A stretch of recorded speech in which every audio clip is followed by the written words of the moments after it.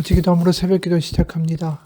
하나님의 말씀이 우리의 삶 가운데 표지판이 되고 또 하나님의 말씀을 알면서 하나님을 더 알게 되고 하나님을 더 사랑한다고 고백하게 되고 그래서 주님이 내 안에 내가 주님 안에 거하는 삶이 무엇인지 경험하고 간증하는 은혜가 있게 하여 주옵소서. 예수님 이름 받들어 기도합니다. 아멘. 오늘 말씀은 요한복음 13장 18절에서 30절까지의 말씀입니다. 13장 18절에서 30절까지의 말씀입니다. 내가 너희 모두를 가리켜 말하는 것이 아니니라. 나는 내가 택한 자들이 누구인지 알미라. 그러나 내 떡을 먹는 자가 내게 발꿈치를 들었다 한 성경을 응하게 하려는 것이니라. 지금부터 일이 일어나기 전에 미리 너희에게 일러둠은 일이 일어날 때에 내가 그인 줄 너희가 믿게 하려 함이로라. 내가 진실로 너희에게 이르노니 내가 보낸 자를 영접하는 자는 나를 영접하는 것이요 나를 영접하는 자는 나를 보내신 이를 영접하는 것이니라. 예수께서 이 말씀을 하시고 심령이 괴로워 증언하여 이르시되 내가 진실로 너희에게 이르노니 너희 중 하나가 나를 팔리라 하시니 제자들이 서로 보며 누구에게 대하여 말씀하시는지 의심하더라. 예수의 제자 중 하나 곧 그가 사랑하시는 자가 예수의 품에 의지하여 누웠는지라. 시몬 베드로가 머리짓을 하여 말하되 말씀하신 자가 누구인지 말하라 하니 그가 예수의 가슴에 그대로 의지하여 말하되 주여 누구니이까. 예수께서 대답하시되 내가 떡 한 조각을 적셔다 주는 자가 그니라 하시고 곧 한 조각을 적셔서 가룟 시몬의 아들 유다에게 주시니 조각을 받은 후 곧 사탄이 그에게 들어간지라. 이에 예수께서 유다에게 이르시되 네가 하는 일을 속히 하라 하시니 이 말씀을 무슨 뜻으로 하셨는지 그 앉은 자 중에 아는 자가 없고 어떤 이들은 유다가 돈꾀를 맡았으므로 명절에 우리가 쓸 물건을 사라 하시는지 혹은 가난한 자들에게 무엇을 주라 하시는 줄로 생각하더라. 유다가 그 조각을 받고 곧 나가니 밤이로라. 아멘. 오늘 장면은 세족식 이후에 이제 이어지는 대목입니다. 식사를 하시는데 예수님이 배반할 제자를 말씀하시는 거죠. 예수님의 마음에는 이미 괴로움이 가득합니다. 십자가에서 죽으셔야 하는 고난에 대한 괴로움도 있지만 3년 동안을 같이 동거동락했던 그 제자 중에 하나가 자신을 배반하고 또 특히 나머지의 제자들도 십자가에 달리실 때 모른다고 도망갈 것을 이미 아시기 때문입니다. 특히 이런 말씀을 하시죠. 너희 중 하나가 나를 팔리라. 이 말씀을 듣자 제자들은 누가 그런다는 말이지 서로를 의심하기 시작하죠. 서로에게 눈빛을 주고 눈치를 주면서 누가 그 배신자입니까? 예수님께 물어보라고 합니다. 결국 요한이 묻죠. 주여 누구니까? 그 질문에 예수님은 떡을 적셔 줄 때 받는 자가 배반자다라고 하시면서 유다에게 바로 빵 한 조각을 적셔서 주시는 거죠. 그런데 사람들은 전혀 예상하지도 못하고 유다가 예수님을 팔 거라고는 상상도 하지 못합니다. 심지어 네가 하는 일을 속히 하라. 이렇게 말씀하실 때도 사람들은 전혀 그런 생각을 하지 않고 유다가 돈을 담당하는 똑똑한 사람이니까 주님이 뭐 물건을 사기 위해서 보내시든지 아니면 가난한 자들한테 뭘 주라고 하셔서 그 하는 일이 그거 하라는 건가 보다 이렇게 생각을 하는 거죠.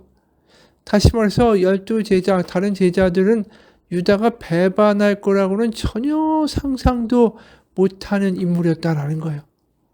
게다가 돈까지 관할하고 있다라는 건 모든 이 제자들의 신뢰와 믿음을 받았다라는 거죠. 다시 말해서 유다는 세상의 기준으로 봐도 그렇고 학식으로도 그렇고 이 다른 제자들이 함부로 대할 수 있는 수준의 사람이 아니었다라는 거죠. 세상으로 보면 번듯하고 절대로 배신 같은 거 하지 않을 사람이고 정직하고 올바르고 믿음도 좋은 사람으로 보였다라는 거예요. 실제로 복음서를 읽다 보면 베드로나 야고보나 요한이나 뭐 빌립이나 안드레나 다 사고 뭉치들이죠. 내가 더 높은 곳에 앉겠다고 싸우기도 하고 다른 제자들 몰래 야고보와 요한은 바로 그 형제들이 예수님에게 나아가서 왕국을 세우시면 그 좌편 우편에 우리가 함께 해달라고 이런 엉뚱한 소리를 하던 사람 아닙니까? 빌립도 안드레도 오병이어나 헬라인들이 왔을 때 전혀 그 맥락을 파악하지 못하고 엉뚱한 소리만 했던 사람들이고요. 그런데 희한한 건 가룟 유다가 엉뚱한 짓을 했다든가 아니면 엉뚱한 말을 했다든가 아니면 높은 자리에 앉겠다고 더 열심히 싸웠다든가 그런 이야기는 단 한 줄도 나오지 않습니다. 부정적인 말이 별로 없다라는 거죠. 그런데 왜 그가 예수님을 배반했을까? 사실 향유를 볼 때 베다니의 나병 환자 시몬의 집에서 마리아가 향유를 부을 때도 유다는 딱 그 생각을 했다라는 것만 기록되어 있어요. 부정적인 것은 이 돈으로 많은 사람을 도울 수 있었겠다. 왜 이렇게 낭비하는가? 오히려 바른 생각을 한 것처럼 들린다라는 거죠. 굉장히 세상에서 보면 의로운 사람, 선을 행하고자 하는 사람, 정직한 사람, 가난한 이들에 대한 생각을 하는 사람 이렇게 보여진다라는 거예요. 그러니까 오늘도 가난한 사람들한테 뭘 주라고 유다를 보내시나 보다 이렇게 제자들이 생각을 한 거죠. 그런데 왜 도대체 유다는 예수님을 배반하게 됐을까? 오늘 본문에 이렇게 말합니다. 27절 조각을 받은 후 곧 사탄이 그 속에 들어간지라 이에 예수께서 유다에게 이르시되 네가 하는 일을 속히 하라 하시니 예수님을 배반하게 된 동기가 바로 사탄이 그 속에 들어가서 역사했기 때문이라는 거예요. 그러니까 그 가룟 유다의 마음 가운데 사탄이 가서 자꾸만 해코지를 하고 딴 마음을 품게 하고 다른 생각을 하게 했다라는 거 아닙니까? 요한복음 13장 2절에도 이런 말씀이 나오죠. 마귀가 벌써 시몬의 아들 가룟 유다의 마음에 예수를 팔려는 생각을 넣었더라. 이미 요한복음 13장에서부터 예수를 팔려는 생각을 가지고 있었고 바로 사탄이 그 속에 들어가서 완전히 마지막에는 예수님을 파는 행동을 하도록 이끌어갔다라는 거예요. 그런데 우리가 요한복음을 읽으면 마귀나 사탄에게 조종당하고 끌림당하는 이가 가룟 유다만이 아니다라는 것을 알게 돼요. 요한복음 8장 44절 요한복음 8장 44절 너희는 너희 아비 마귀에게서 났으니 너희 아비의 욕심대로 너희도 행하고자 하느니라. 그는 처음부터 살인한 자요 진리가 그 속에 없으므로 진리에 서지 못하고 거짓을 말할 때마다 제 것으로 말하나니 이는 그가 거짓말쟁이요 거짓의 아비가 되었음이라. 예수님은 자신을 받아들이지 않고 반대하고 나사렛 출신이 무슨 메시아냐고 귀신 들렸다고 사마리아에서 온 사람이라고 이런 식으로 말하는 이들 유대인들 바리새인들 서기관들 모두 다 마귀의 자식이다. 너희는 아비가 마귀다. 하나님이 아니다. 라고 이야기하시죠. 그러니까 이 가룟 유다가 뭐 사탄이 들어갔다 마귀에게 그런 생각을 얻게 됐다. 이런 걸 떠나서 사실은 요한복음에서 마귀에게 흔들리는 사람들은 다 예수님을 대적하고 있던 사람들이다. 사실 공통점이라는 거죠. 가룟 유다뿐이 아니라 유대인들도 마찬가지고. 그래서 이 마귀나 이 어두움에 속한 자들을 과연 요한복음에서 누구를 가리켜 말하는가 조금 더 살펴볼 필요가 있죠. 그냥 예수님을 반대하는 자들인가? 요한복음 6장의 오병이어 사건을 보면 예수님이 나의 살을 먹으라. 나의 피는 참된 음료다. 이런 이야기를 하니까 많은 사람들이 뭔 소리야. 이해하기가 힘들다. 이러면서 예수님을 떠나죠. 그럴 때 이런 말씀이 나옵니다. 60절 요한복음 6장 60절에서 64절입니다. 제자 중 여럿이 듣고 말하되 이 말씀은 어렵도다. 누가 들을 수 있느냐 한데 예수께서 스스로 제자들이 이 말씀에 대하여 수군거리는 줄 아시고 이르시되 이 말이 너에게 걸림이 되느냐? 그러면 너희는 인자가 이전에 있던 곳으로 올라가는 것을 본다면 어떻게 하겠느냐? 살리는 것은 영이니 육은 무익하니라. 내가 너에게 이른 말은 영이요 생명이라. 그러나 너희 중에 믿지 아니하는 자들이 있느니라 하시니, 이는 예수께서 믿지 아니하는 자들이 누구며 자기를 팔 자가 누구인지 처음부터 아심이러라. 예수를 팔 자, 결국 그 동등어가 64절에 예수를 믿지 아니하는 자들, 또 예수를 믿지 않는 자들을 또 다른 말로 64절에 믿지 아니하는 자들, 이렇게 결국 믿지 않는다라는 것이 결국 예수님을 파는 것과 동등하게 되어 있다라는 거죠.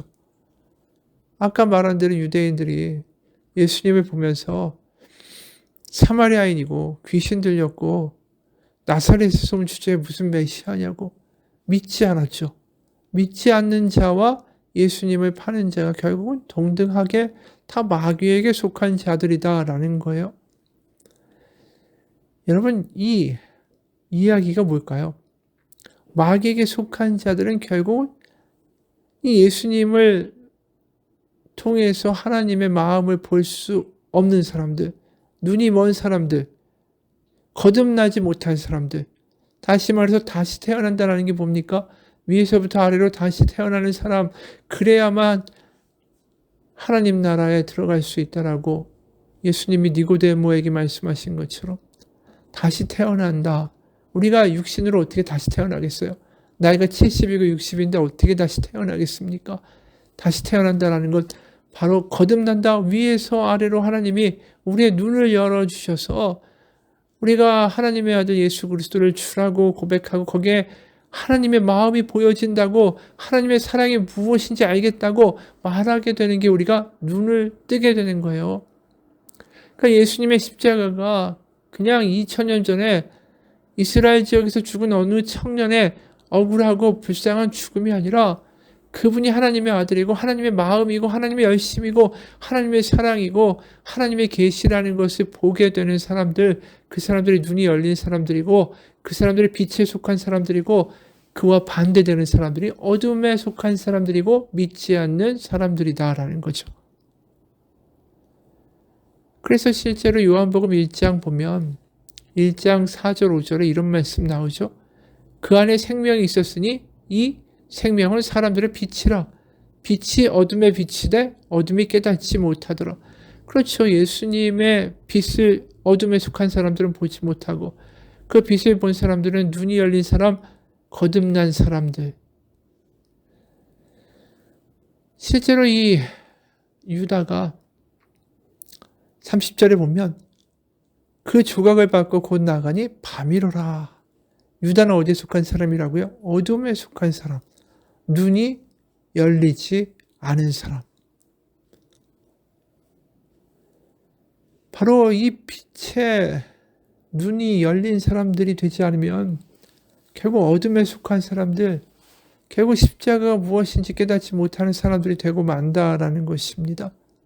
여러분, 왜 십자가에서 예수님이 죽으시고 부활하신 것을 보면서 거기서 하나님의 마음을 보고 거기서 하나님의 계시를 보고 저 마음이 하나님의 마음이구나 깨닫게 되는 일이 벌어지지 않으면 결국은 다 어둠에 머무는 자가 될까요?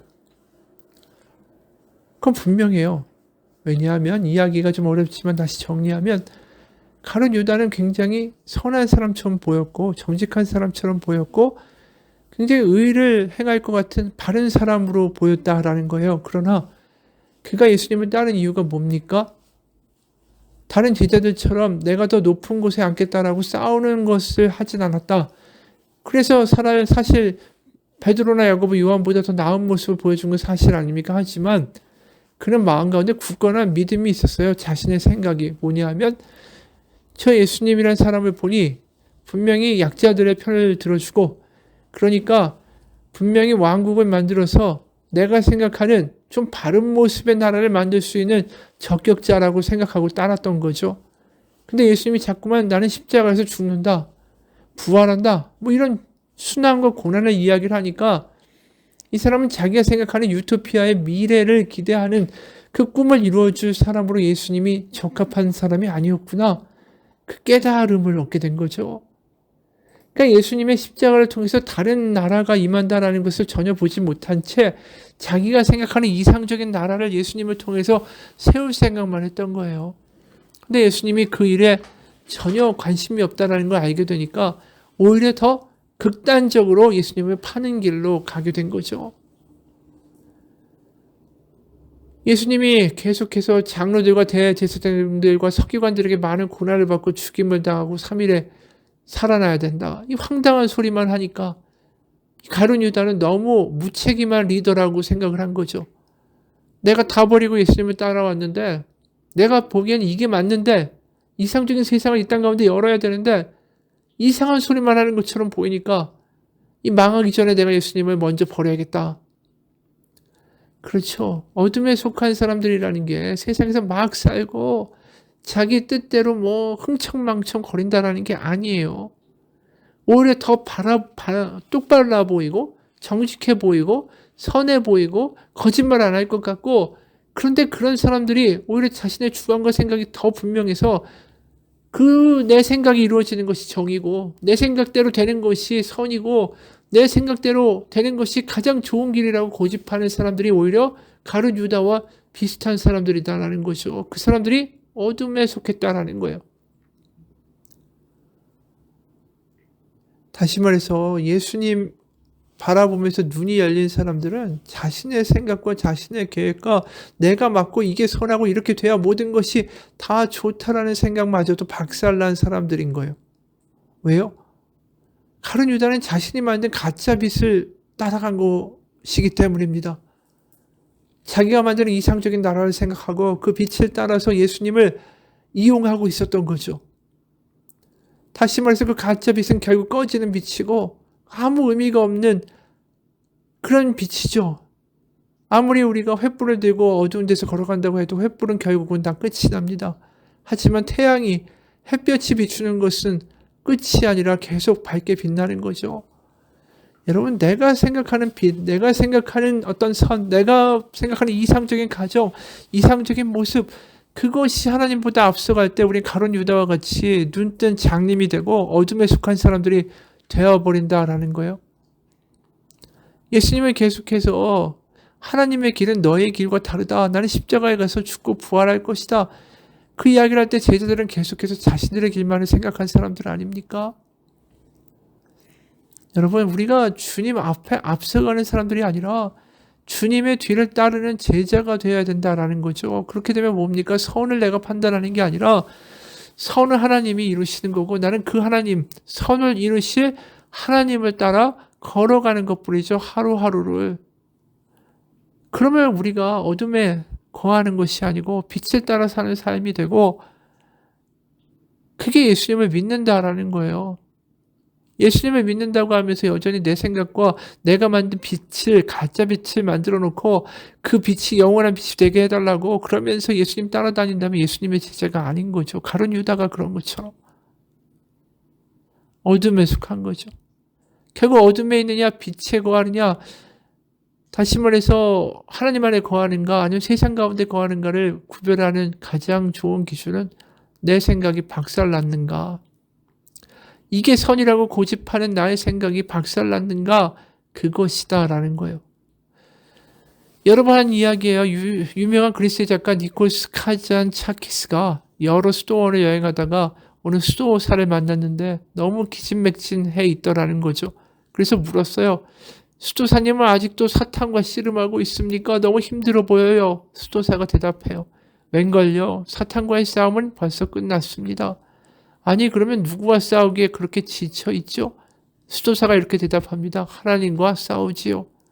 이 말에 깜짝 놀라서 카잔차키스가 다시 물었어요. 하나님과 싸운다고요? 아니, 설마 하나님을 이길 수 있다라고 생각한 겁니까? 수도사가 마지막으로 대답했어요. 아닙니다. 저는 하나님께 지려고 싸웁니다. 그런데 내가 하나님께 지는 게 이렇게 어렵습니다. 유다가 실패한 이유가 이거예요.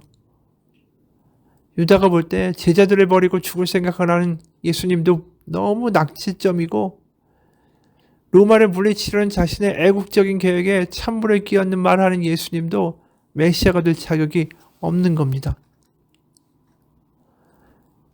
여러분, 가룟 유다는 우리의 모습을 본성을 그대로 보여주는 인물이에요. 유다의 모습이 나에게 있습니다.